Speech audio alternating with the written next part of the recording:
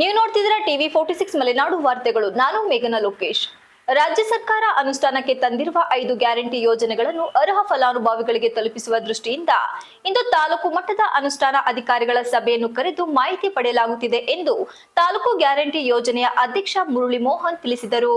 ಶುಕ್ರವಾರ ಪಟ್ಟಣದ ತಾಲೂಕು ಪಂಚಾಯಿತಿ ಸಭಾಂಗಣದಲ್ಲಿ ಕರೆಯಲಾಗಿದ್ದ ಗ್ಯಾರಂಟಿ ಯೋಜನೆ ಅನುಷ್ಠಾನಾಧಿಕಾರಿಗಳ ಹಾಗೂ ಗ್ಯಾರಂಟಿ ಯೋಜನೆಯ ಸದಸ್ಯರುಗಳಿಗೆ ಗುರುತಿನ ಚೀಟಿ ಹಂಚುವ ಕಾರ್ಯಕ್ರಮದಲ್ಲಿ ಮಾತನಾಡಿದ ಅವರು, ರಾಜ್ಯ ಸರ್ಕಾರ ಅನುಷ್ಠಾನಕ್ಕೆ ತಂದಿರುವ 5 ಗ್ಯಾರಂಟಿ ಯೋಜನೆಗಳನ್ನು ತಾಲೂಕಿನಲ್ಲಿ ಎಷ್ಟು ಜನ ಪಡೆಯುತ್ತಿದ್ದಾರೆ, ಬಾಕಿ ಉಳಿದಿರುವ ಫಲಾನುಭವಿಗಳಿಗೆ ಯಾಕೆ ಈ ಯೋಜನೆಗಳು ತಲುಪುತ್ತಿಲ್ಲ, ತಾಂತ್ರಿಕ ದೋಷಗಳು ಏನು, ಶೇಕಡಾವಾರು ಎಷ್ಟು ಜನ ಪಡೆಯುತ್ತಿದ್ದಾರೆ ಎಂದು ಮಾಹಿತಿಯನ್ನು ಪಡೆಯುವ ಉದ್ದೇಶದಿಂದ ಅಧಿಕಾರಿಗಳ ಮೊದಲ ಪರಿಶೀಲನಾ ಸಭೆಯನ್ನು ಕರೆದು ಚರ್ಚಿಸಿ ಮಾಹಿತಿ ಪಡೆಯುವ ಕೆಲಸವನ್ನು ಮಾಡುತ್ತಿದ್ದೇವೆ ಎಂದರು.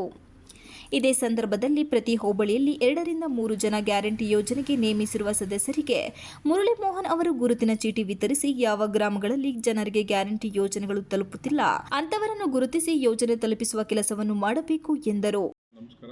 ಇವತ್ತಿನ ಉದ್ದೇಶ ಏನು, ನಮ್ಮ ರಾಜ್ಯ ಸರ್ಕಾರ 5 ಗ್ಯಾರಂಟಿಗಳನ್ನ ಏನು ಅನುಷ್ಠಾನಕ್ಕೆ ತಂದು ಸರ್ಕಾರ ಬಂದ ಮೇಲೆ ಏನಿವತ್ತು ಎಲ್ಲ ವರ್ಗ ಎಲ್ಲ ಬಡವರಿಗೂ ಕೂಡ ಏನು ಗ್ಯಾರಂಟಿಗಳನ್ನ ನಾವು ಕೊಡ್ತಾ ಇದ್ದೀವಿ. ಸೊ ಅದರ ಸಲುವಾಗಿ ಇವತ್ತು ತಾಲೂಕಿನ ಮೊದಲನೇ ಮೀಟಿಂಗ್ ನಾವು ತೆಗೆದುಕೊಂಡಿದ್ದೀವಿ ಇವತ್ತು.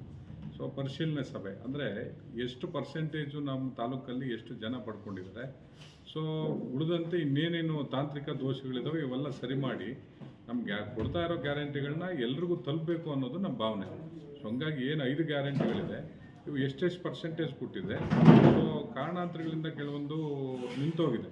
ಸೊ ಅದು ಏನಕ್ಕಾಗಿ ನಿಂತೋಗಿದೆ, ತಾಂತ್ರಿಕ ದೋಷದಿಂದನ ಅಥವಾ ಅವರು ಡಾಕ್ಯುಮೆಂಟೇಷನ್ ಏನನ್ನ ಸಬ್ಮಿಷನ್ ಮಾಡಿಲ್ವ, ಇವೆಲ್ಲ ಪರಿಶೀಲನೆ ಮಾಡಿ ಸೊ ಅದರ ನಂತರ ಅದು ಏನು ಮಾಡಬೇಕು ಅಂತೇಳಿ ಎಲ್ಲ ನಮ್ಮ ಗೌರವಾನ್ವಿತ ಎಲ್ಲ ಅಧಿಕಾರಿಗಳ ಜೊತೆ ಕೂತು ಚರ್ಚೆ ಮಾಡಿ, ನಮ್ಮ ಡೈರೆಕ್ಟರ್ಗಳು ಕೂಡ ಇದ್ದಾರೆ ಸಾಕಷ್ಟು ಜನ, ಅವ್ರ ಹತ್ರ ಒಂದು ಚರ್ಚೆ ಮಾಡಿ ಒಂದೊಂದು ಭಾಗದಲ್ಲಿ ಒಂದೊಂದು ಹೋಬಳಿಗೆ ಒಂದು ಇಬ್ಬಿಬ್ಬರನ್ನ ಡೈರೆಕ್ಟರ್ಗಳನ್ನ ನಾವು ನೇಮಿಸಿ ಯಾರಿಗೆ ಅದು ತಲುಪ್ತಾ ಇಲ್ಲ ಫಲಾನುಭವಿಗಳಿಗೆ ಅವ್ರಿಗೆ ತಲುಪಿಸುವಂಥ ಕೆಲಸ ಮಾಡೋದಕ್ಕೆ ಇವತ್ತು ಮೊದಲನೇ ಸಭೆ ತೆಗೆದುಕೊಂಡಿದ್ದೀವಿ.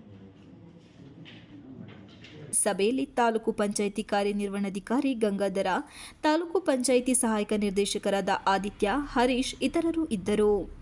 MB Umesh, TV 46 Malenadu news, Sakleshpur.